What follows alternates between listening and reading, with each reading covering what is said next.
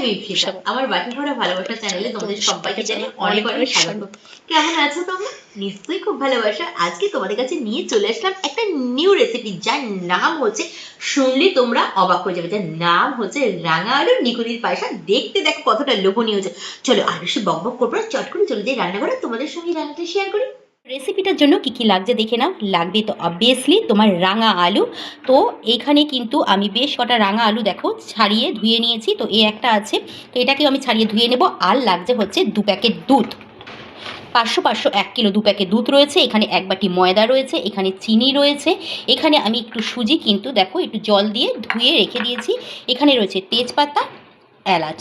তো চলো তো ঝটপট করে শুরু করে দিই এই রাঙা আলুর নিকুতির পায়েস। তো এই রাঙা আলুটাকে তো চলো প্রথমে একটু ভালো করে সেদ্ধ করে নিতে হবে। তো চলো একটু সেদ্ধ করে নিই রাঙা আলুটাকে।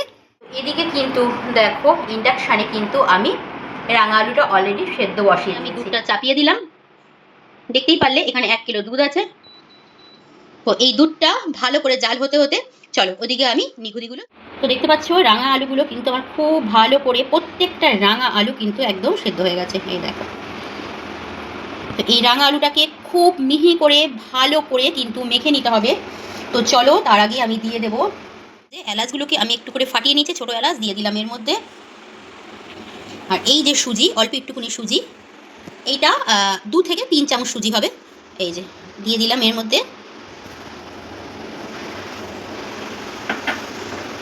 এরপরে আমি অল্প করে ময়দা দিয়ে দিচ্ছি, যদি লাগে তাহলে আমি পরে দেব। তো চলো এবার এটাকে ভালো করে মাখতে হবে। তো দেখো এর মধ্যে এবার আমি দিয়ে দেব একটু চিনি। রাঙা আলু যেহেতু মিষ্টি তাই অল্প করে চিনি দিলাম।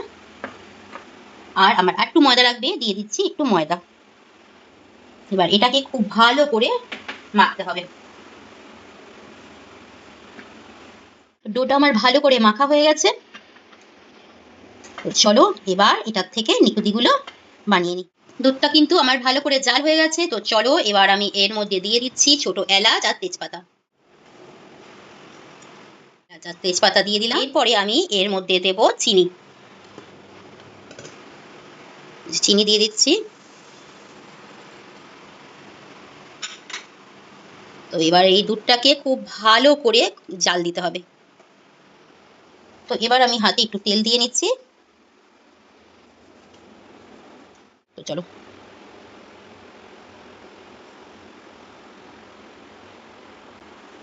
তো নিকুতি কিন্তু অনেক সময় ছোটও হয়, মানে এই যে এই সাইজের হয়, আবার গোল গোলও হয়। তো এইভাবে আমি সব করব।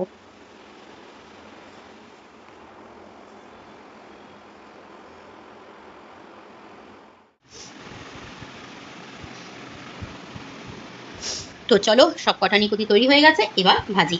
তো কড়াই বসিয়ে দিয়েছি, চলো এবার তেল দিয়ে দিই। ডিপ ফ্রাই করতে হবে এটাকে, তাই অনেকটা পরিমাণ তেল দিয়ে দিলাম। গরম হয়ে গেছে, গ্যাসটা কিন্তু বাড়ানো ছিল, এবার কিন্তু গ্যাসটাকে আমি একদম আস্তে দিয়ে দিলাম। তো আস্তে দিয়ে এবার আমি এই নিকুতিগুলোকে ভেজে নেব।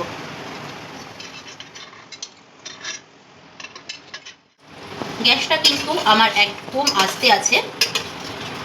এবার আমি গ্যাসটাকে মিডিয়ামে দিয়ে দেবো। মিডিয়ামে দিয়ে তারপরে কিন্তু নিকুতিগুলোকে আস্তে আস্তে ভাজবো। অর্ধেকটা তো দেখতে পাচ্ছ নিকুতিটা কিন্তু খুব সুন্দর করে এই যে লালচে করে ডিপ ফ্রাই হয়ে গেছে। তো এইভাবে সব কটা নিকুতি কিন্তু ভেজে নেব। আর এইটা কিন্তু আমার একদম রেডি ভাজা। তো চলো দেখো কত সুন্দর লাগছে তেলে। তো চলো এটাকে নামিয়ে দিই। তো দেখো সব কটা নিকুতি কিন্তু আমার একদম ভাজা হয়ে গেছে। আর এই দুধটার মধ্যে সব কটা নিকুতি দিয়ে দিচ্ছি।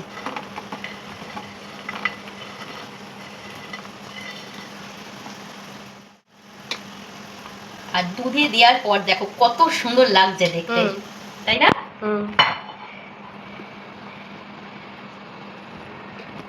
গ্যাসটা কিন্তু আমার একদম কমানো আছে, এবার আমি একটু মিডিয়ামে দিয়ে দিলাম। কালারটা দেখো বন্ধুরা দুধের, এটা কিন্তু শুধু চিনি দিয়ে হচ্ছে, অথচ কালারটা দেখো, মানে নিকুতিটা ভেজে নিকুতিটা দেওয়ার পর কালারটা এসছে দেখো দুধের, কি সুন্দর।